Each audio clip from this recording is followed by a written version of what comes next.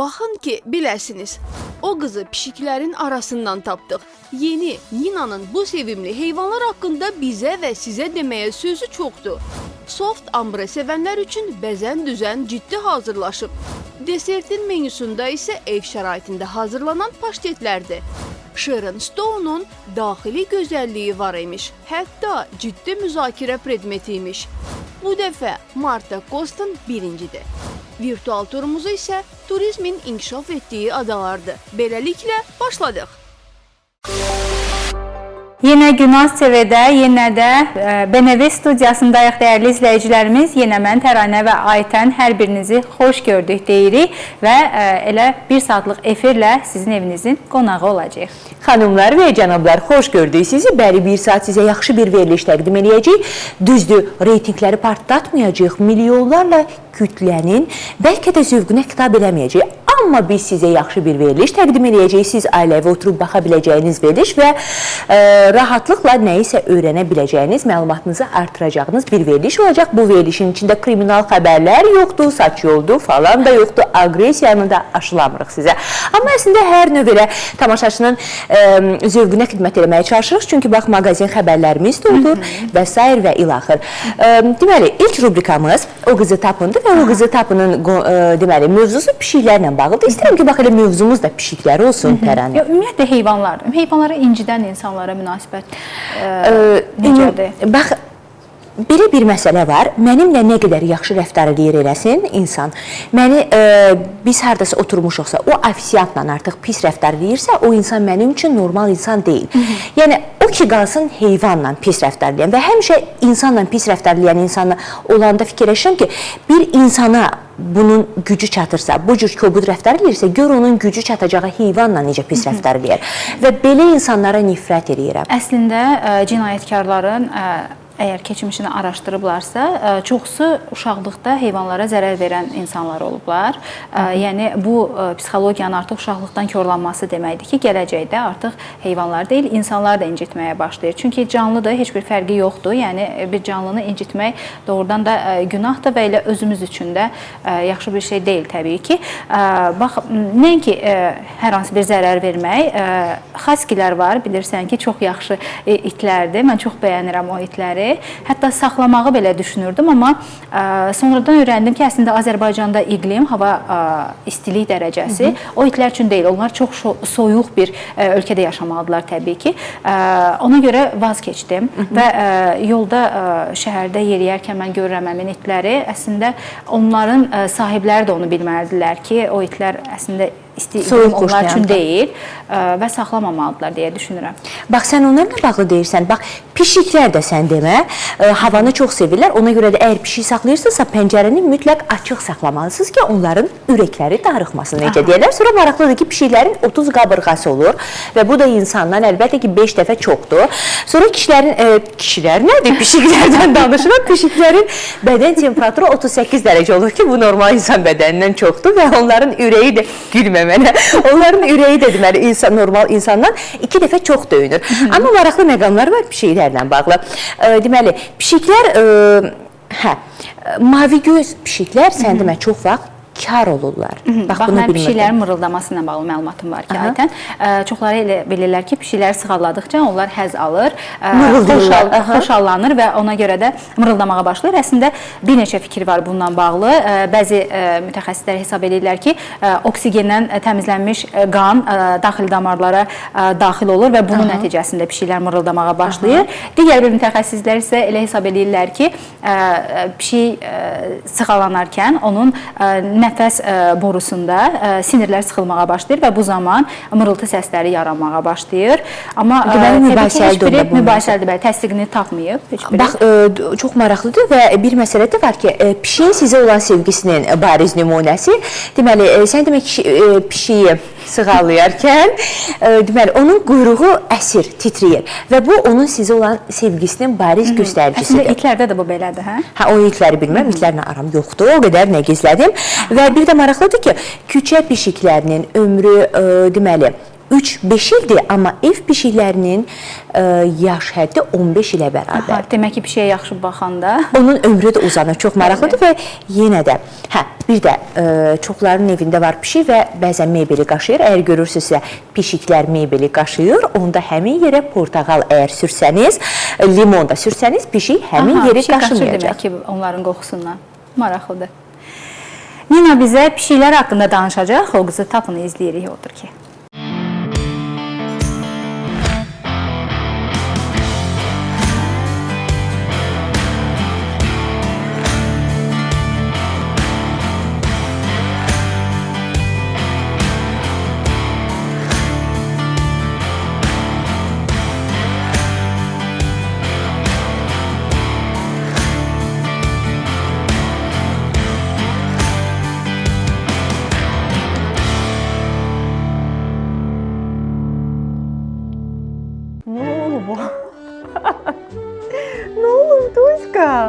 Dostlar, salam edirəm sizə, hər vaxtınız xeyirli olsun.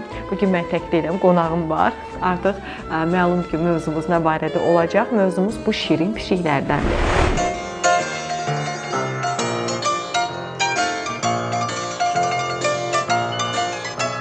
Pişiklərin 30 qabırğası olur, bədən temperaturu isə 38 dərəcədir.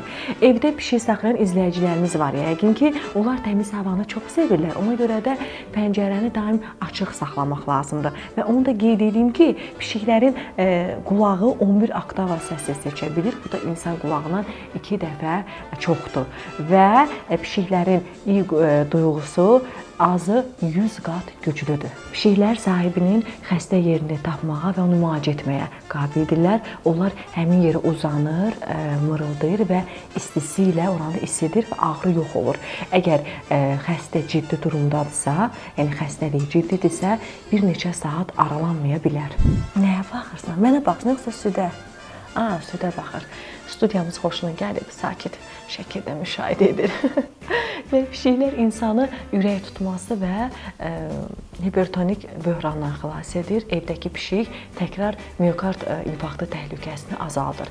Yəni təzəlikcə tutması olan insan pişik bir neçə dəqiqə tumarladıqdan sonra onun belə deyək nəbzi və təzyiqi normallaşır. Onu da qeyd edeyim ki, tumarlamaq həm də qida həzmi üçün faydalıdır. Pişiyi qucaqlayarkən onun əsməsi sizə olan sevgisinin ən böyük sübutudur.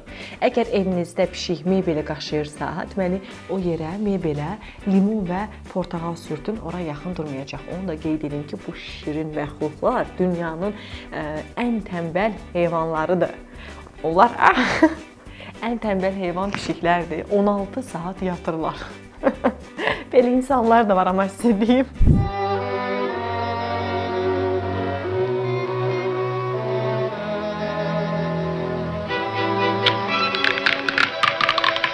Gəl bura, hara qaçırsan? Səndən elə bizim işimiz bitməyib. Burada süd qoymuşuq sənə. Keçəsən.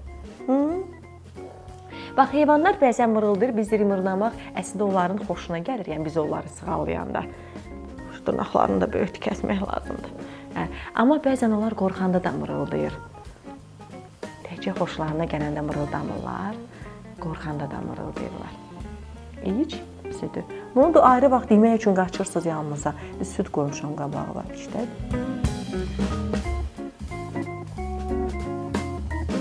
Sənindir, hamısı sənindir. Yavaş-yavaş. Bir pişik həyatı boyunca 100 balaya sahib ola bilər. Onu da qeyd edim ki, pişiklər 3-cü yaşındadırsa, bu insanda 21 yaşa uyğundur. Necə insanların barmaq izləri fərqlidir, pişiklərin də üzərindəki naxışlar unikaldır. Pişiklər heyvanat aləminin gimnastı sayılır. Onlar divara dil hörmətin olsun.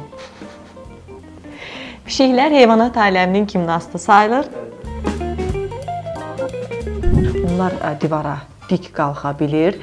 Hündürlükdən yıxılıb yerə düşəndə isə ayaqları üstə enir. Bu məharəti onların unikal skeletlərinin quruluşundan irəli gəlir. Pişiklər balalarının, yəqin ki, fikir vermisiniz, boyunlarından tutub aparırlar. Çünki burada elə bir sinir yerləşir ki, onlar bu siniri sıxanda pişik hərəkət edə bilmir. Ona görə də balalarını məhz buralarından tutub aparırlar. O sən bayaq köklüydün axı elə bil. Onu da qeyd edim ki, deməli pişiklərdə unikal hissiyyat orqanı olan yakonson var. Bu üçüncü göz onların ağız nahiyəsində yerləşir. Pişiklər çox hissiyatlı olur. Deməli məşhur alim Bill Shu Pişiklərin psixi bacarığı kitabında özü şahid olduğu bir hadisəni qələmə almışdı. Belə ki, onun dostu, polis dostu qəzaya düşərək dünyasını dəyişir və onun heç kim olmadığından sən imkan verəcəksən, səni çəkək. Onun heç kimi olmadığından bir qəbirstanlığa gedəndə düşünür ki, qəbir üstündə heç kim olmayacaq. Amma gedəndə görür ki, balaca pişiyi onun qəbri üstündədir və oranın işçisi bilə demişdi ki, bu qəbir hələ təzə qazılanda bu pişik gəlib burada dayanırdı. Sanki bilirdi ki, bu qəbir kimin adınadır. Yəni bunlarda belə güclü hissiyat var. Pişiklər nisbətən iri ölçülü gözlərə malikdir. Bu da onlara zəif işıqda belə uzağı görməyə imkan verir. Amma bəzən olur ki, bir addımlıqda olan obyekti görə bilmirlər. Bunu da onlar bax bığ vasitəsilə müəyyən edirlər. Pişiklər, göygöz pişiklər çox zaman kar olurlar. Əziz dostlar, bu günlük bu qədər. Pişiklər haqqında sizə bacardığım qədər məlumatları verdim. Pişikləri sevin, qayğı göstərin. Onlara bacardığınız qədər o qayğını əsirgəməyin. Bəzən olur yolda qulağı kəsilmiş, gözü çıxmış pişiklər görür, adam çox pis olur. Başa düşürəm, sığal çəkmək istəmirsiniz, qayğı göstərmək istəmirsiniz. Heç olmasa incitməyin heyvanları. Özünüzə yaxşı baxın. Yenə görüşəcəyik sizinlə. Pişiyə də təşəkkür edirəm. Gəldi bizim studiyamızın qonağı oldu. Sağ olun, salamat qalın.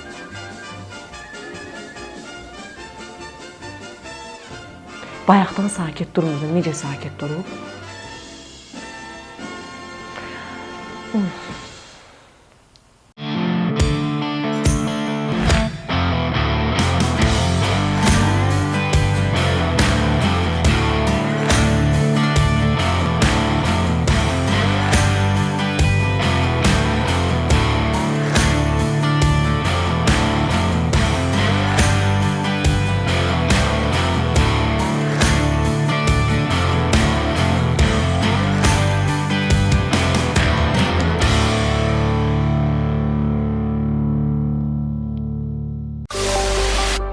Belə hörmətli tamaşaçılar, Bəzən Düzən rubrikasına keçid alırıq. Bəzən Düzənin bu dəfəki mövzusu ambredir. Özdə elə belə ambre yox, soft ambre. Soft ambre yəqin daha yüngül ambrelərdən söhbət edir. Bax, çox vaxt xanımlar ambre eləməkdən qaçınırlar. Niyə?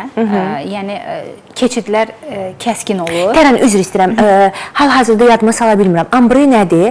Biri var idi, saçın burası tündür və birdən-birə aşağı sarı. Biri də var, o aralara balyajdır o. Ambre amma birdən-birə kəskin keçiddir. Elə ona görə də kəskin keçidlər olduğuna görə xanımlar çoxsu bəyənmir. Yəni eləyənlər də var təbii ki. Və çox pis görsənirdi. Hələ bir ara şəhərdə yayılmışdı. Və əslində onu qeyri-professional eləyirlər. Çünki ambrenin özü də o qədər kəskin keçidlə olmamalıdır. Amma biraz daha yumşaq keçidlərlə olanda yaxşı görünür. Amma soft ombre daha təbii görünür. Sanki məsəl üçün yəqin ki, saçı rəngləyəndən sonra görmüsən, bir müddət yuduqdan sonra təbii açılma baş verir. Diblər tünd olur, uclar açılmağa başlayır. Bax, soft ombre onun daha qabarıq formasıdır və təbii görünən bir formadır. Bunu hər mütəxəssis eləyə bilmir. Tərənə, bax, bir ara şəhərimizdə dəb halını almışdı bu ambre saçlar. Özü də kifayət qədər tanınmış salon ustalarında və tanınmış ustalarda kifayət qədər də çox baha qiymətə eləyirdilər. Mənim tanıdığım bir çox xanımlar var idi. Saçları qapqara, buradan aşağı sarı. Və sanki forslanırdılar da bu dəbdə. Amma yaxşıdır ki, bizim zövqlü insanlarımız daha çoxluq təşkil edir deyə düşünürəm və buna meyil yaranmadı. Və artıq ambre eləyən saç heç mən, yəni o soft ambre başqadır. Amma kəskin ambre keçidi olan adamlar artıq görmürəm. Məncə biraz qınaq da oldu əslində buna görə. Yəqin ki, qınaqlarda da yaxşı qəribə baxırdı şəhərdə görəndə. Bu da ona görə. Və onlar da forslanırdılar. Sanki daha bahalıdır bu, daha yaxşı salonlarda olunub, amma qeyri-peşəkar görsənirdi. Amma soft ombreyə mən bilirəm ki, heyran olacaqsan. Çox təbii görünür. Və mən bilmirəm heç o nədir. Çox maraqlıdır. O zaman Təranə xanımın elə özünün təqdim elədiyi və doğrudan da maraqlı bir mövzudur. Gəlin birlikdə soft ambre haqqında Bəzən Düzənə baxaq.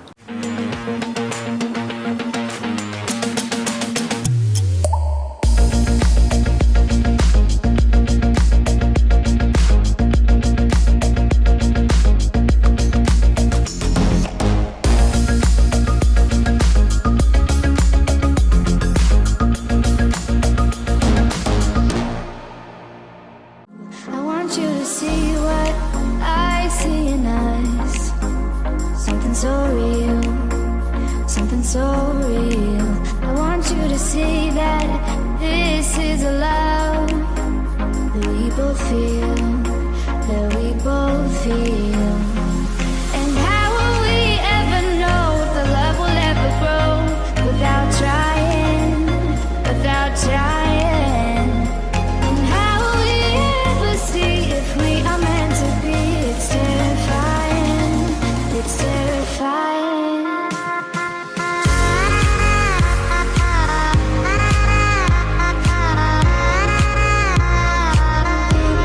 That we're meant to be.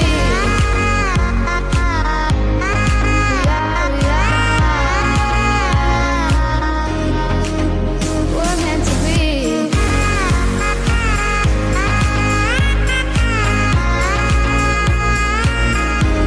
That we're meant to be.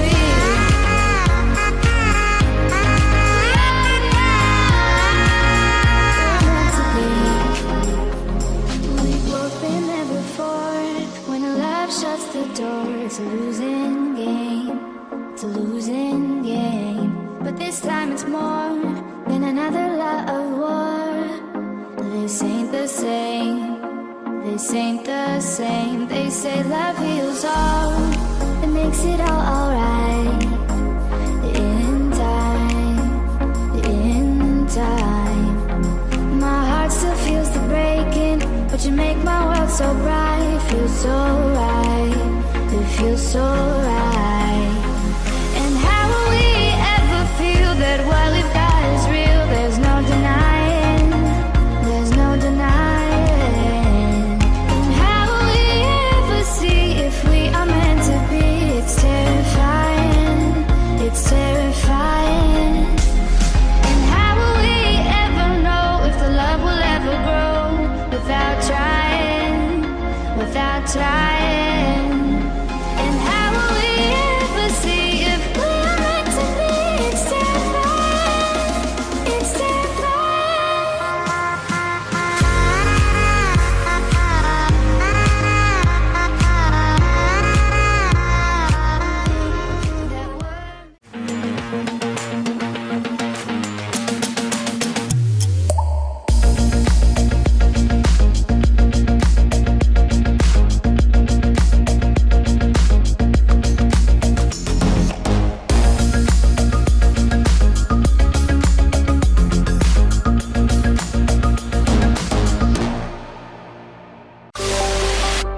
Bizim Aliyenin desert rubrikası ilə davam edirik. Bu dəfə evdə hazırlanan paştetlərdən danışacaq. Ümumiyyətlə paştetin bir çox növləri var. Yəni toyuq ciyərindən hazırlanan, mal ciyərindən hazırlanan. Hətta hinduşka ciyərindən hazırlanan paştetlər də var. Ciyərdən hazırlanır, mən bildiyimə görə. Xoşdursan paştet?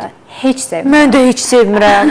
Bax, uşaqlıqdan hər dəfə paştet sözü gəlir. Adı mənə çox maraqlı gəlir, amma bizim evdə mənə görə onu bişirmirdilər. Çünki hazırlamırdılar daha doğrusu.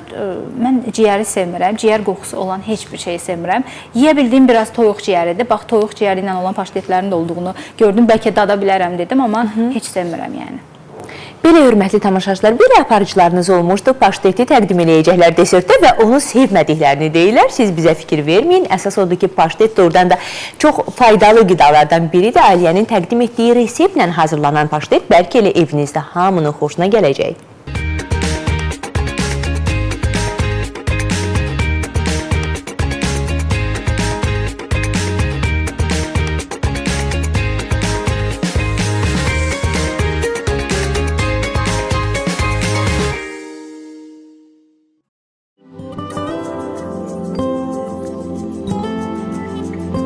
Etiraf edək ki, ev şəraitində hazırlanan hər bir qida məhsulu mağazalardan aldıqlarımızdan dadlı və fərqli olur. Bugün sizinlə ev şəraitində hazırlanan paştet reseptlərinin bir neçəsi ilə bölüşəcəyik. Ən maraqlısı da odur ki, bu reseptlərin hazırlanması vaxtınızı çox almayacaq. Bugün göbələk, lobya və tofu pendirindən paştet hazırlayacağıq. Hər reseptimizdə bolluca kök, soğan və sarımsaq istifadə edəcəyik. Həmçinin pomidor, məsələn çeri pomidorları ola bilər. Paprika, şirin bibər növü və zövqə görə duz, istiot və qurudulmuş qırmızı bibər. Kökü və soğanı qeyd etdiyimiz kimi hər reseptimizdə istifadə edəcəyik. Beləcə, kökü sürtkəcin böyük gözündən keçirdirik. Soğanları xırda-xırda doğrayırıq. Bunun ardınca tofu pendirini doğrayıb hazır qoyuruq. Tavaya bitki yağı əlavə edib ilk öncə soğan, kökü qızardırıq. Daha sonra pomidorları əlavə edib tam yumuşalana qədər bişiririk. Zövqə görə duz, istiot qatmağı unutmuruq. Lobyanı əlavə edib qarışdırırıq. Əgər qarışım qatıdırsa, lobyanın suyundan və yaxud adi su əlavə etmək lazımdır.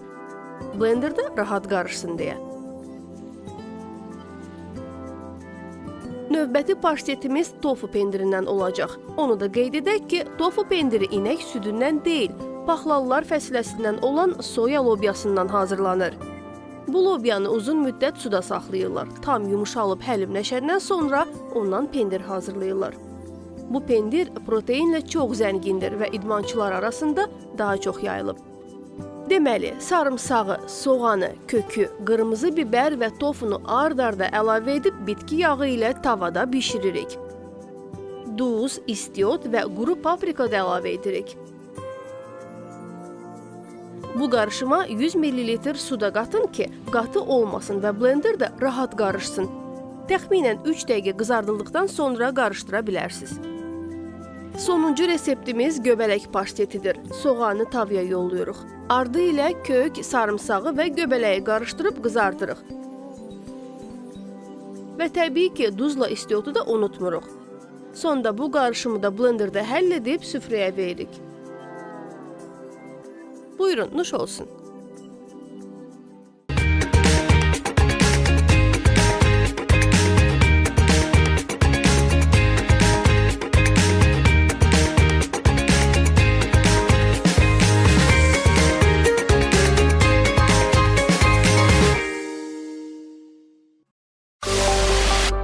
Növbədə isə Özünə bax rubrikasıdır. Sharon Stone'un daxili gözəlliyinin sirrindən danışacaq bizə Aytən. Artıq müəyyən yaş yaşamış bir xanım, amma gözəlliyi ilə 60 yaşını keçib bildiyimə görə gözəlliyi ilə hər kəsi, uşaqdan böyüyə hər kəsi heyran eləyir. Amma mənə maraqlı olan nədir? Xeyirxahlığı çox sevir. Daxili gözəlliyinin sirlərindən biri odur bildiyimə görə və rəqabətə, intriqaya və xəyanətə qarşıdır bu insan. Tərəni, bunu oxudum və elə xoşuma gəldi. Deyir ki, həqiqi gözəl olan qadın nə intriqaya, nədir ki, rəqabətə meyillidir. Bir də bizə nə xoşuma gəldi. O deyir ki, heç vaxt olduğum yaşımdan daha gənc görsənməyə çalışmıram. Onda mən itirəcəm və uduzacam. Mən öz yaşımda gözəl görsənməyə çalışıram. Bax, mənim uğurum budur. Bax, rəqabəti mən də əslində sevmirəm. Yadımdadır ki, biz hər dəfə hansısa bir müəllim yanına gedəndə, müəllim bizə hər dəfə deyirdi ki, bax, qrupda rəqabət aparın bir-birinizlə, mütləq önə keçəcəksiniz topladığınız ballarda. Amma mən qarşı olurdum. Hər dəfə müəllimə deyirdim ki, mən qarşıyam belə bir fikrə. Çünki insanın öz məqsədi olmalıdır, onun uğrunda getməlidir. Rəqabət, əksinə, mən kimləsə rəqabətə girsəm əgər, bilirəm ki, zəifləyəcəm. Tərənim, yəqin bizim enerjimiz ona görə bu qədər bir-biri ilə tutur. Mən də rəqabətə qarşıyam. Və yadımdadır, bax, universitetə hazırlaşarkən müəllimə anama demişdi ki, mən istəyirəm ki, o qızda rəqabət hissi yaradım, amma mən bunu bacarmıram. Mən onun yanında başqalarını tərifləyirəm filan, amma bu hissi yarada bilmirəm və bir dəfə Leyla bizim verişdə olarkən dedi o komfort zona. Bəlkə də bu mənim komfort zonamdır və hər bir rəqabətə qarşıyam. Fərqi yoxdur, heç vaxt yəni o rəqabət mənə normal hesab eləmirəm. Qoy özümüzün məqsədimiz olsun. Yəni bu rəqabətdən doğan bir məqsəd olmasın. Bax, Sharon Stone da qeyd edir. Sharon Stone bir çox məsələlər deyir və verişə studiyaya keçid almazdan öncə elə operatorlarımız və Təranə ilə danışırdıq daxili gözəlliyinin sirri ilə bağlı. Məsələ nədədir? Sharon Stone deyir ki, deməli, heç bir qadını nə gözəl makyaj, nə də plastik əməliyyatlar gözəl eləyə bilməz. Hər bir qadını ancaq onun həyatında baş verən inişlər və yoxuşlar qədər gözəlləşdirən ikinci makyaj vasitəsi yoxdur. Bir də qeyd edir ki, plastik əməliyyatlara qarşıdır və deyir ki, dəfələrlə olub ki, mən plastik əməliyyat stoluna uzanmışam və oradan qalxmışam, demişəm, yox, bunu eləməyəcəm. Yaxşı da ki, eləməmişəm. Çünki deyir ki, Kaliforniyada minlərlə, 100 minlərlə dodaqlarını böyütmüş, burnunu kəsdirmiş, yanaqlarına dolğu vurdurmuş, dişlərini ağartmış, saçlarını isə boyamış sarışın qadın var. Amma onların içindən fərqlənmək lazımdır. Bu isə təbiiliklə mümkündür. Bax, belə sözlər deyir və fikirləşim ki, doğrudan da Sharon Stone təkcə kişilərin yox, həm də qadınların qəlbini fəth edib, baxmayaraq artıq 60 yaş üstüdür və yəqin elə bu fərqli fikirləri də onu gözəl eləyər. Eyni zamanda Sharon Stone qeyd edir ki, mən cərrahi əməliyyata qarşıyam, amma cərrahi əməliyyat etmək istəyən xanımları isə qınamıram. Çünki xoşbəxt olmaq istəyirsə, qoy elə cərrahi əməliyyat stolunda xoşbəxt olsun. Biz isə keçid alırıq Aytənin hazırladığı Özünə bax rubrikasına.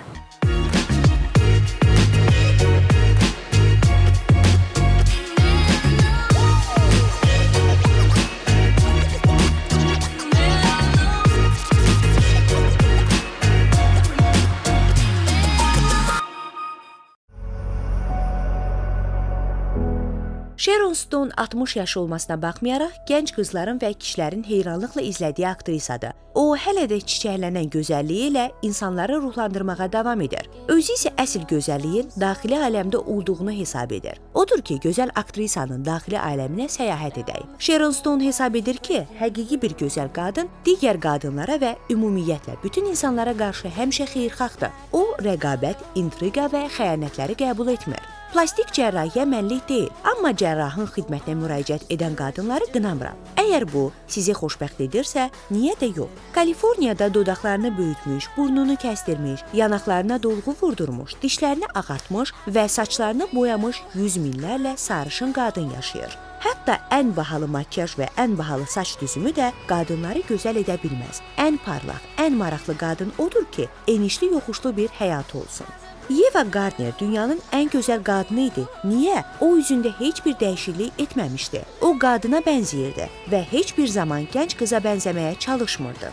Qadınların üz ifadəsi geyimindən daha vacibdir. Gözəl olub-olmadığım haqqında heç vaxt ciddi düşünməmişəm. Amma sihirli bir nömrə bilirəm. Cazibədarlığın illüziyasını yaratmaq bacarığı. Bir qadın otağa daxil olduqda başqaları onun gözəlliyinə deyil, ondan gələn güc və enerjiyə reaksiya verir. Qadın hər şeyin məsuliyyətini daşımamalıdır. Əgər ağıllısınızsa, gözəl olacaqsınız. Çirkin yoxdur. Biri gözəl, biri qızılgül, başqa biri də kaktus kimidir. Həyatım boyunca eyni sinə ilə yaşayıram. Təsəvvür edə bilməzsiniz ki, nə qədər plastik cərrah mənə əməliyyat təklifi edib. Bir dəfə hətta razılaşmışdım. Yaxşı ki, fikrimi tez dəyişdim. Bəli, qocalıram. Amma mənə elə gəlir ki, yaşlanma sənəti bəzi natamamlıqlara yol verir. Onlar obraza həssaslıq və seksuallıq əlavə edirlər. 40 yaşım olanda əlimdə bir qədəh şərabla hamama girdim və dedim, özümü olduğum kimi qəbul edənə qədər buradan çıxmayacağam. Qocalıram, amma bu prosesdən zövq alıram.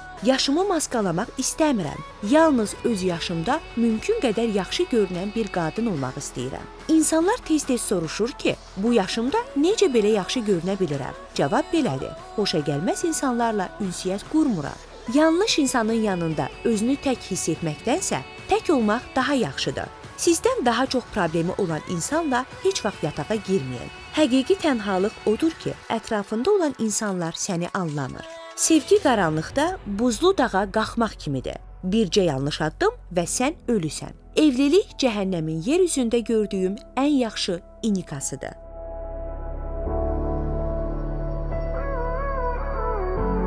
Gave you too much, now I'm swallowed. Now I'm the fool while you're breaking rules. Dangerous path that I follow. Oh, go on, just do what you do. And it hurts.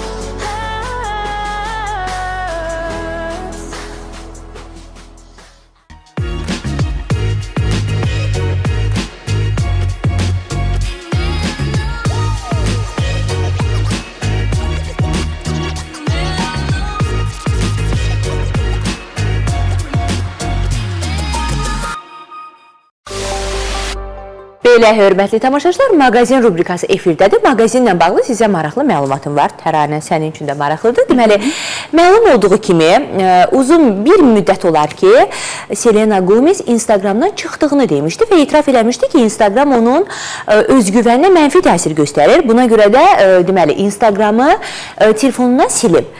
Amma məsələ nədir? Deməli, Instagramda paylaşım platformasının rəhbəri Adam Mosseri BBC radioya açıqlama verib və qeyd edib ki, mən hətta bu məsələdən depressiyaya düşmüşəm Selena Gomez'in telefonundan Instagramı silməsinə görə. Və biz, deməli, tərəfdaşlığa açıq bir təşkilat olduğumuza görə Selena ilə əməkdaşlıq etmək istəyirik. Əgər o paylaşımlarla bağlı və yaxud da nə ilənsə bağlı bir etirazı varsa, biz bu səbəbi aradan qaldırmağa hazırıq. Qeyd etmək istəyirəm ki, deməli, Selena Gomez, Cristiano Ronaldo və deməli, Ariana Grande'dən sonra 3-cü yerdə, izləyici kütləsinə görə 3-cü yerdə olan bir Instagram deməli, istifadəçisidir.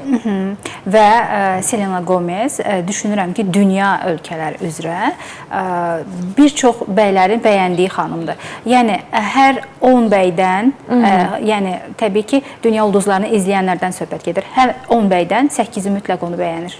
Bax, çox maraqlıdır ki, kilolarına, yumru görünüşünə və hansı ki, o özü də bundan çox narahatdır və üzünün də əlbəttə ki, üzündəki kobud görüntülərə görə, hansı ki, oval hissəsində, burnunda və elə dodaq hissəsində də belə görüntülər var. Çünki Instagram hesabında tez-tez görürdüm onun photoshoplarla paylaşdığı şəkillər və normal videolardan götürülmüş şəkilləri photoshop və digər səhifələr götürüb paylaşırdılar və göstərirdilər ki, yəni bütün kişilərin heyran olduqları Selena Gomez əslində o da komplekslidir. Və nəticə olaraq, bax, Selena da özü də deyir ki, bu Instagram onun kompleksiya salır. Buna görə özgüvənini aşağı salır və buna görə də telefonundan silib. Amma bu Instagram səhifəsinə zərər olduğu üçün onlar düşünürlər ki, onlar razılığa gələcəklər. Gözləyək görək nə olacaq. Və fikirləşəm ki, bax, xanımlarımız üçün də bir növ bir siqnal olsun və bir özgüvənləri, yəni yerlə bir olmasın. Yəni, Selena Gomez dünyanın hər sən dediyin kimi, necə 10 kişidən neçəsi aşıqdır ona? 8-i hər halda. 10 kişidən 8-inin aşıq olduğu Selena Gomez belə Instagramda qəşəng görsənməyə bilər, telefonlarda, şəkillərdə yaxşı düşməyə bilər və bu da onu özgüvənsizliyə sala bilər. Belə, hörmətli tamaşaçılar, gəlin birlikdə mağazin rubrikasını izləyək.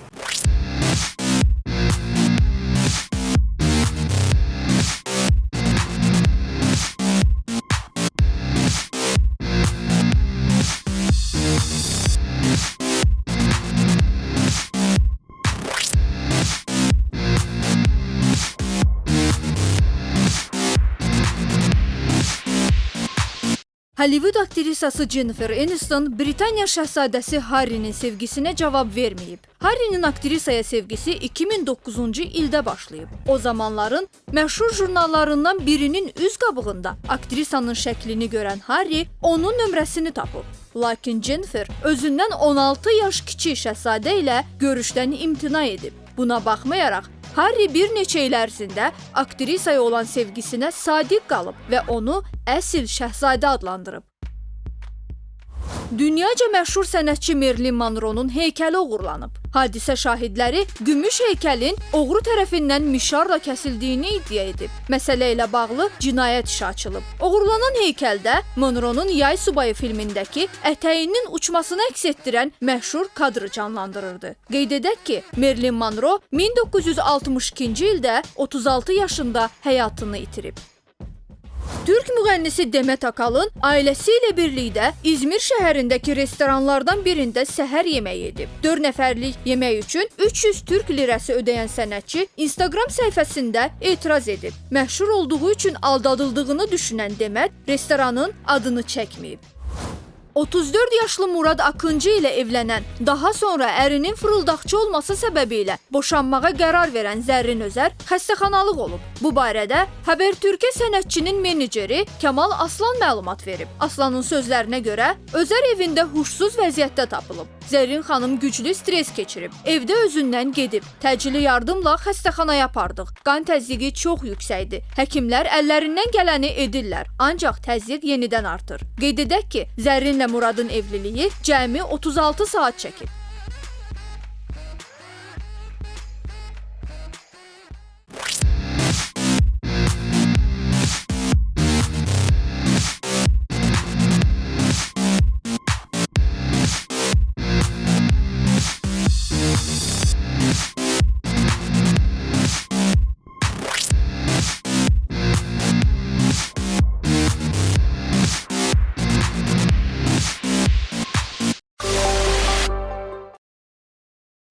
rubrikası ilə davam edirik. Birinci rubrikasıdır bu. Marta Kostonla danışırıq.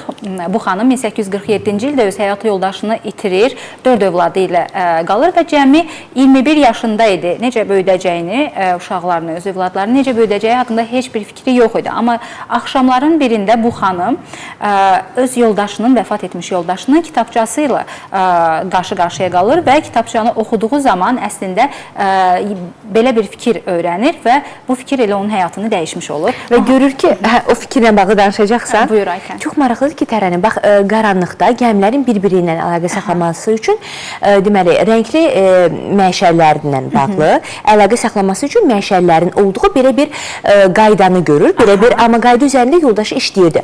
Və nə az, nə çox düz 10 il vaxt sərf edir bunun təkmilləşdirilməsinə və nəticədə indi hamımızın bildiyimiz havada rəngli fişənglərin yaradıcısı bir qadındır. Özü də Marta Kostondur və elə könül də bununla bağlı söhbət eləyəcək birincilər rubrikasında. Gəlin birlikdə izləyək.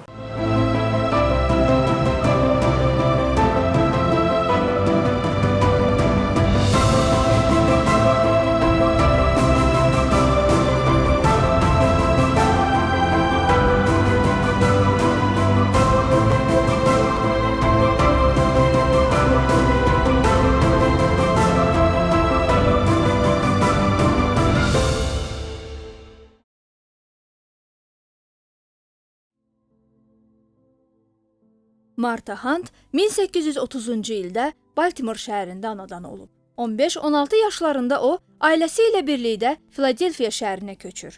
Həmin illərdə Marta o zamanlar perspektivli ixtiraçı hesab olunan Benjamin Franklin Kostonla tanış olur. Benjamin gənc bir adam olaraq Vaşinqtonda ABŞ donanmasının elmi laboratoriyasına rəhbərlik edirdi. O, Vaşinqton dəniz donanmasında hücum üçün bir siqnal raketi və vuruş primeri hazırladı. Həmçinin gündüz bayraqları və gecə fənərləri kimi vizual işıqlarla məhdud olan gəmilər arasında əlaqə yaratmaq üçün rəngli gecə siqnalları hazırlamağa başladı. O gördüyü işlərə görə istədiyi qarşılığı görmədiyi üçün bəzi ödəniş mübahisələri yaranır. Bu səbəbdən Koston 1847-ci ildə donanma ilə komissiyasında istefa edir və Boston Gas Company-nin prezidenti olur. Boston Qaz kompleksində işlədiyi kimyəvi qazlar və dumanlar onun sağlamlığının pisləşməsinə səbəb olur və 1848-ci ildə xəstəliyə tutularaq dünyasını dəyişir. Marta Koston 1848-ci ildə həyat yoldaşını itirdiyi zaman onun cəmi 21 yaşı və 4 övladı var idi. Qadın onları necə yedizdirib böyüdəcəyi və tərbiyə edəcəyi barədə heç bir plan qurmamışdı. Benjamin Kostonun ölümündən sonra illər Marta Koston üçün daha da ağırlaşır. Sonrakı 2 il ərzində 2 uşağı və anası da həyatını itirir və Marta bundan sonra daha da böyük bir faciənin içinə düşür. Həm mənəvi, həm də maddi cəhətdən ən ağır günlər yaşamağa başlayır. Sıxıntılı axşamların birində Marta həyat yoldaşının xatirələri olan qutuya baxarkən oradakı sənədlərin içindən dəniz yardında gecə siqnalları ilə bağlı yazdığı qeydləri tapır. Bundan başqa o, vəfat etmiş həyat yoldaşının kitabçasında gəmilərin gecə vaxtı bir-biri ilə əlaqə saxlamaları üçün istifadə edəcəyi məşəl sisteminin yaradılması planını aşkar edir. Koston 10 il ərzində ərinin icad etdiyi sistemin təkmilləşməsi və dizaynı ilə məşğul olur. O, işartıların gücləndirilməsi, həmçinin istifadənin sadə olması məqsədi ilə alimlər və zabitlərlə məsləhətləşir. Bir axşam o, uşaqları ilə feyerverka tamaşa etmək məqsədi ilə küçəyə çıxdıqda, ağlına öz məşəl sistemində bəzi pirotexniki texnologiyalarının tətbiqinin mümkünlüyü gəlir. Nəhayət, məşəl sistemi fəaliyyətə başlayır və ABŞ-ın haşlayıcı istifadə hüquqlarının onunla müqavilə bağlayaraq alır. Kostonun rəngli siqnal raketləri vətəndaş müharibələrində geniş istifadə olunur. Lakin bu sistemin satılması Kostonun uşaqlarını böyütməsinə kifayət etmir. Hərbi sənədlərə əsasən Koston hərbi dəniz donanması üçün 1.200.000 raket istehsal edib. Maya dəyərinə satmasına görə ona hökumət tərəfindən $120.000 deyil, qadın olduğu üçün yalnız $15.000 ödənilir.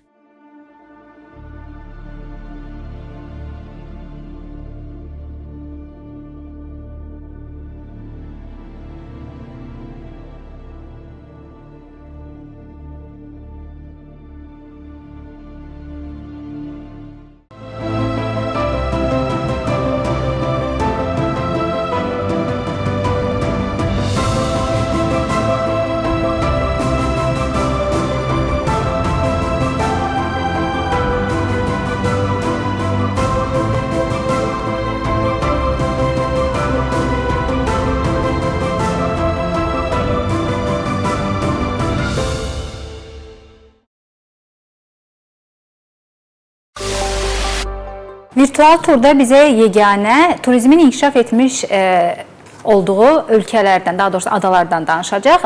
Belə bir araşdırma aparılıb və ilk üçlükdə olan adalar var ki, turistlərin daha çox diqqətini cəlb edir öz florası və faunası ilə. Galapagos adalarında ilk yerdə qərarlaşan və bu ada Aytən 25 min nəfər əhalisi var və orta temperatur 23-24 dərəcədir. Düşünürəm ki, mənim temperaturumdur bu. Mən o adada yaşamalıyam və ilk üçlükdə digər Galapagosdan sonra İndoneziyanın Bali və Maldiv adalarıdır ki, o da turistlərin hər zaman diqqətini çəkir. Galapagos adası isə orada yaşayan tısbağaların adını daşıyır. Nə maraqlıdır, tısbağalar. Sevirsən tısbağaları? Əslində sevirəm, amma bəzən baxdığım zaman belə iğrəndiyim də olur. İrpəndiyin olur, hə? Amma düşünürəm adada maraqlı olardı. Mənim isə ən sevdiyim adalardan biri ümumiyyətlə Asiyanın ən gözəl adalarından hesab olunur. Taylandda yerləşən Tao adasıdır. Nə çox cəmi 21 kvadrat metrlik ərazini əhatə edir. Bizim sevdiyimiz və gözəl hesab elədiyimiz adalardan danışsaq, bəs gəlin görək yeganənin zövqüncə vəzi, yeganənin fikrincə deməli ən çox turizm obyekti olan və turistlərin cəlb olunduğu adalar hansıdır? Birlikdə izləyək virtual turda.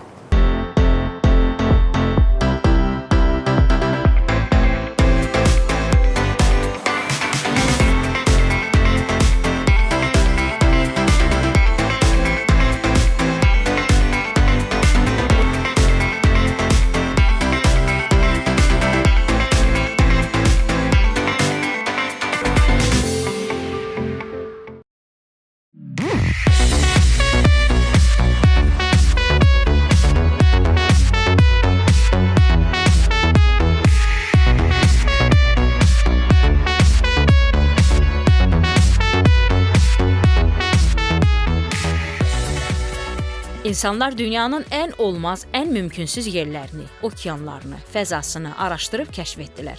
Ən gözəl yerlərdə yaşayış məskənləri saldılar. Amma kəşf olunan hər yerdə tezliklə binalar tikildi, saraylar ucaldıldı və texnologiyanın ən yüksək dərəcəsi oraya nüfuz etməyə başladı. Əlçatmaz, ünyetməz yerlərdən olub, okeanın tən ortasında yerləşən bu cür məkanlardan biri də Havay adalarıdır.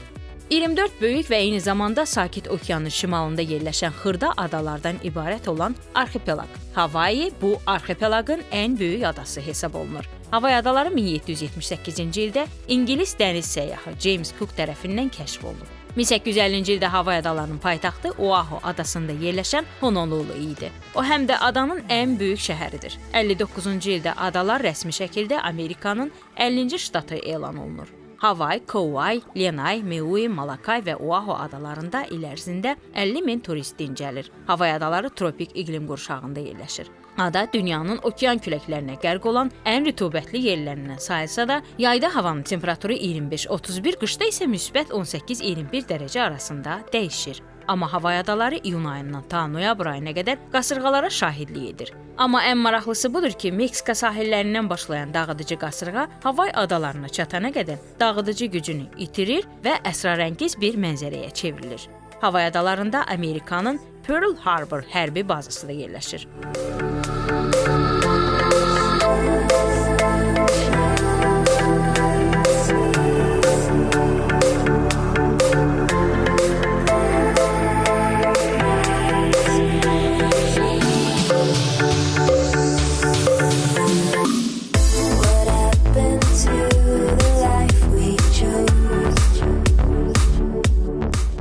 Məlumat üçün deyək ki, 1941-ci ildə Yaponiya Havay adalarına hücum edərək burada yerləşən Amerika bazalarını darmadağın edib. Və Amerika bu kədərli hadisəni hər il adada xüsusi ana mərasimi ilə yad edir. Həmçinin məlumata görə dünyanın ən böyük teleskoplarından biri Havay adalarındakı Mauna Kea rəsədxanasında yerləşir. O 1967-ci ildə yaradılıb. Bura rəsədxana üçün təmiz hava, qaranlıq və aydın səma, yaxşı astronomik görünüş baxımından ən ideal yer hesab olunur. Havayda yer kürəsinin 2 ən böyük vulkanı yerləşir. Mauna Loa 1247 metr hündürlüyü, Kilauea isə aktiv vulkan sıralarına daxildir. Və hər il Kilauea vulkanının püskürməsi Havay adalarına xarakter olan gözəlliyi özündə əks etdirir. Okean dalğalarını xatırladan qaynar və qırmızı lavalar okeanın sahillərinə gələnə qədər vahiməli görünsə də, nəhəng sulara qovuşan kimi soyuyur və şüşəyə bənzər metal əmələ gətirir. Görənlərə lavadan geriyə qalanlar şüşə xalını xatırladır. Bu gözəlliyi qorumaq və ya tədqiq etmək üçün 1916-cı ildə Vulkan Milli Parkı da yaradılıb. Havayda olanlar və baş verənlərlə arxipelaq özünün bir çox ilklərinə imza atıb. Sizi də adalara virtual turdan sonra qurd ürəyi yemiş insanların səyahəti üçün ilk öncə okeandan keçən yolla havayda dincəlməyi tövsiyə edirik.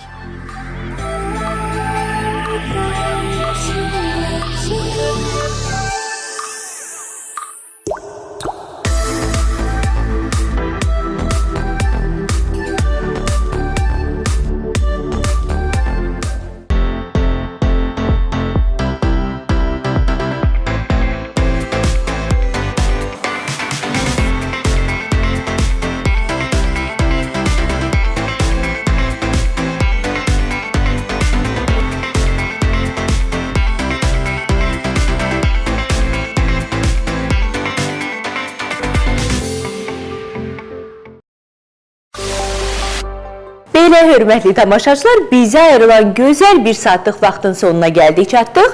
Bir saatlıq sizin evinizin qonağı mən Aytən və Təranə idi. Siz isə bizi yenidən izləmək istəyirsinizsə, bizim onda YouTube kanalımız var. Yox, əgər verilişin hamısına təkrarən baxmaq istəmirsiniz, amma verilişdən qısa fraqmentlər izləmək istəyirsinizsə, onda bizim Facebook və Instagram platformaları da sizin üçün fəaliyyət göstərir. Elə hal-hazırda onların da onlayn ünvanını görürsünüz. Hər dəfə verilişimizdə sizə gözəl görünməyə çalışırıq. Odur ki, bu gözəl görünmə prosesində bizə kim kömək eləyir? Hər dəfə olduğu kimi Bahar Butik yardımcı olur. Odur ki, siz də fərqli, dəbli, zövqlü və müxtəlif geyimlər əldə eləmək istəyirsinizsə, elə Bahar Butikə üst tuta bilərsiniz. Ünvan ekranda görürsünüz, dəyərli izləyicilərimiz. Özünüzə yaxşı baxın. Növbəti BNV-ni isə izləməyi unutmayın.